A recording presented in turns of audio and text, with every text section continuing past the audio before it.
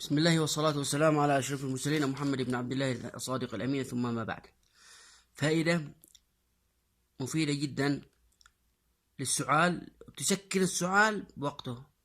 طبعا أنا نقلت هذه الفائدة وصلتني هذه الفائدة، حبيت أنا أشاركها إن شاء الله.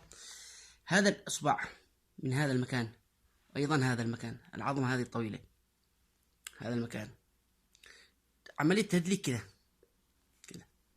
تدليك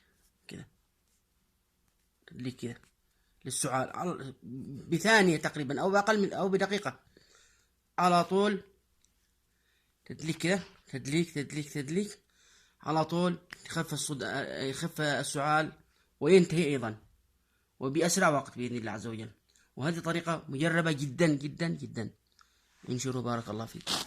السلام عليكم ورحمة الله وبركاته.